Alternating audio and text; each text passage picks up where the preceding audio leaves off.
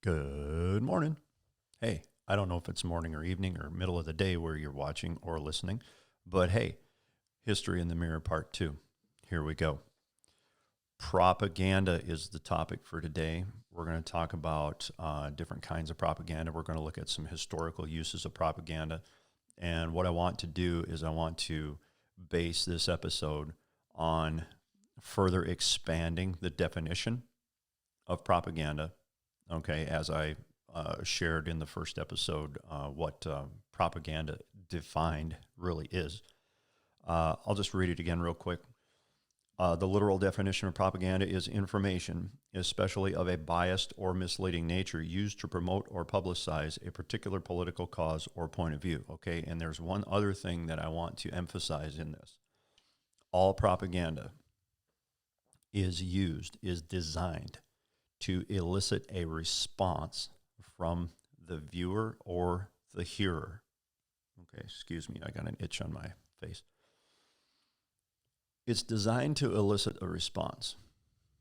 Okay, so part of what I would like us to do as hearers and listeners, I would like us to begin to really look at some things that we see on a daily basis and say, ask this question: what kind of a response is this particular piece of information, this article, this video, whatever? What is this? What response is this looking to provoke?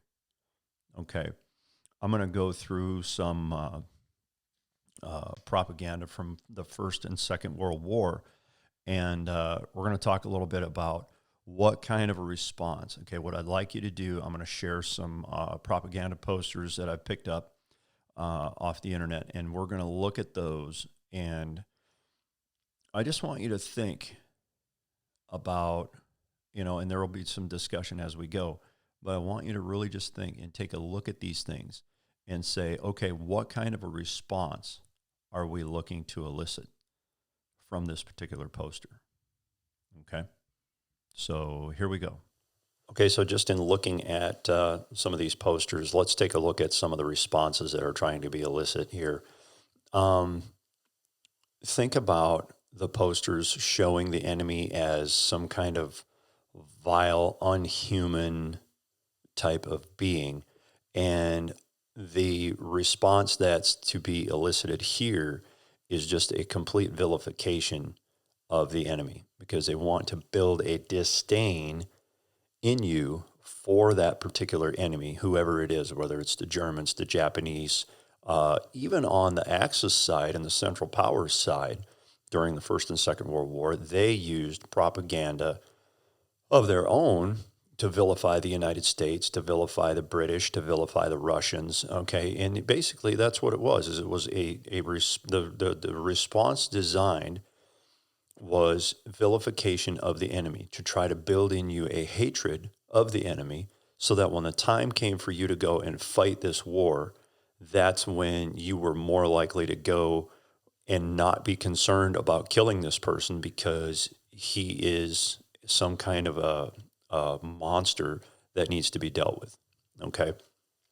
Another response that you'll see in these posters is looking at the nobility of the cause. Okay, the nobility of the cause to rid the world of Bolshevism. I know that was a big one in the First and Second World Wars on the German side. To rid the world of Nazism, obviously on the Allied side of the Second World War, that was a big one. And then just different ideologies that they wanted to vilify. So they made propaganda posters such as what you're seeing now to kind of to elicit that type of response. The nobility of the cause also in the sense of we need to get behind the war effort. Okay, so you're seeing posters, you're seeing pictures of the soldiers in the battlefield needing more ammunition, needing more guns, needing more tanks, airplanes, and war fighting tools and stuff like that. And they're showing, some of these are showing the soldiers in desperation saying, "Hey, we need you. So the response that they're trying to elicit here, let's get to work. Let's go work in a war production plant. Let's work overtime. Let's get behind these guys. Let's conserve. Let's ration. Let's not waste anything. Let's recycle. All these different kind of things, to promote the home front being involved in stamping out the tyranny of the enemy. Okay, and one of the most important ones, as far from a warfighting standpoint, is recruitment. You have the ubiquitous "I want you" for the U.S. Army, Uncle Sam poster. Lord Kitchener in the British posters saying, join up, your country needs you. And then there's, they did that in every single warring nation, the recruiting drives. It's like, hey, come and sign up, join this noble cause to defeat the enemy that we are vilifying. Okay. So just being a sample of some of the posters that were designed and produced during the First and Second World Wars, just take a second and even just scroll back and look at these posters again and say, hey, what kind of a response is the desire of the creator of this poster? What kind of a response are they looking to elicit?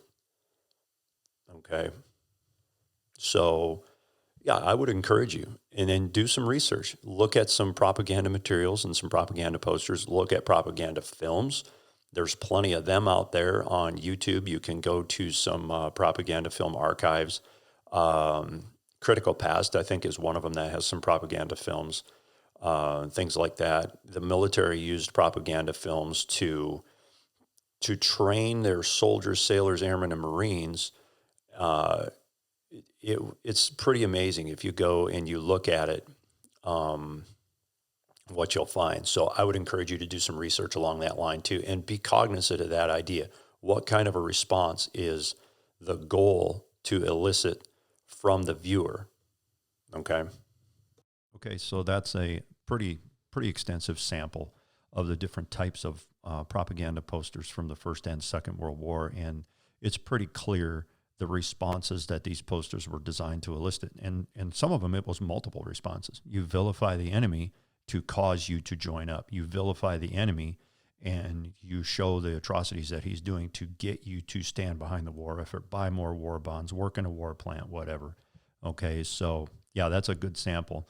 I'd encourage you to look at them again and really just kind of study them through that lens of what kind of a response is this designed to elicit. Let's move forward to today and look at some of the media that is out there.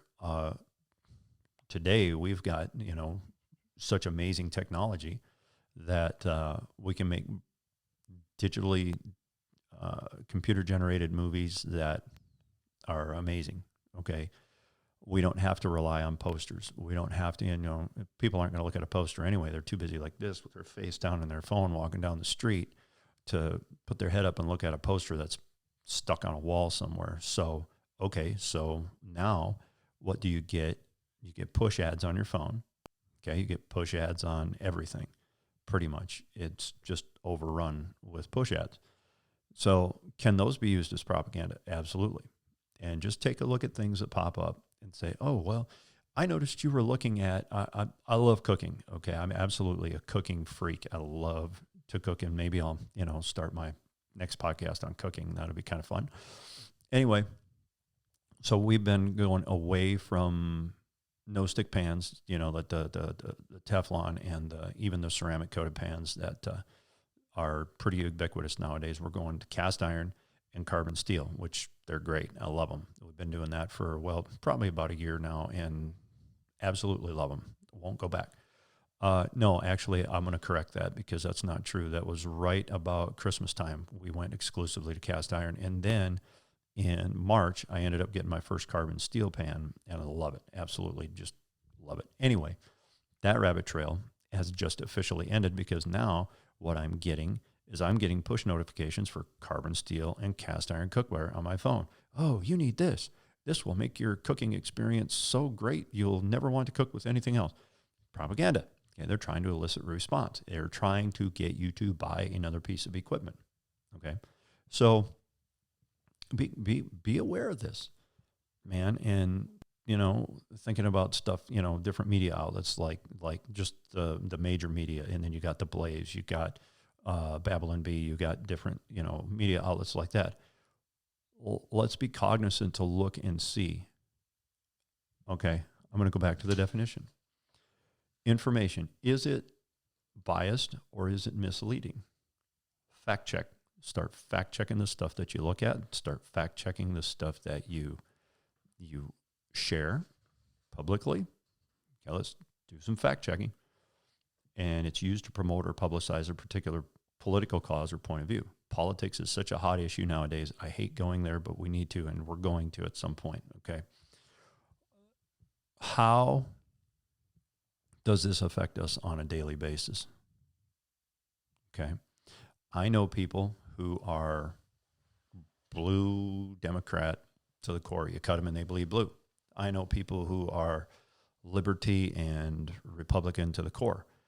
I know people who are middle of the road, and I know people who really don't give a rip, to be honest with you, about politics and stuff like that. And I have seen people get vilified because they are Republican. I have seen people get vilified because they're Democrat. Again, go back to the propaganda. What is the response that's designed to be illicit through the things that you're taking in on a daily basis? Let's be cognizant of it, folks. Let's be cognizant of this. Let's be thinking about this. Okay. Do I hate somebody because they're a Democrat? Do I hate somebody because they're a Republican? I have fallen prey to the propaganda machine and what they are attempting to do in my life.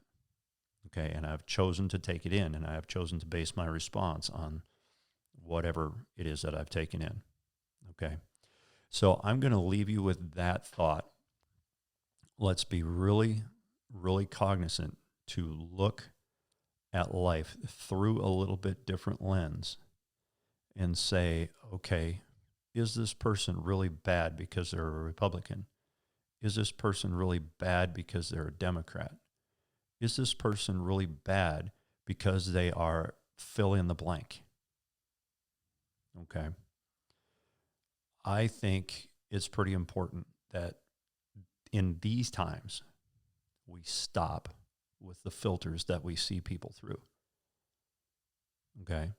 I'll put my God hat on, put my Jesus hat on for a minute. Every single person is created in the image of God, whether they be black, white, Asian, Native American, Hispanic, from India, Polynesia, wherever. Skin color, body shape, facial shape matters not. And I, put out a warning. Let's just stop the madness.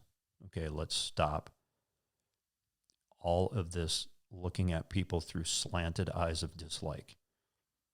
Okay, and it's pretty prominent. I mean, and you see the propaganda machine, they try to make you do that. So let's look at people in a little bit different light. Let's lend a helping hand. Let's say, hey, this person over here looks like they could use some help. Hey, I heard that my coworker who is a blue Democrat and we don't talk, they're having a little bit of problem because their spouse is out of work right now due to the COVID issue and they need some groceries. Let's go give them a little bit of grocery money. Let's take them to the store, whatever. Let's show some kindness between each other. Okay, and let that propaganda get out there, and let's watch our world change. Anyway, hey, thanks for checking this out. Next time, liberty. We're going to talk about liberty, and we're going to talk about the erosion of freedoms, okay? So be looking forward to that, and we'll see you next time around. God bless you, each and every one.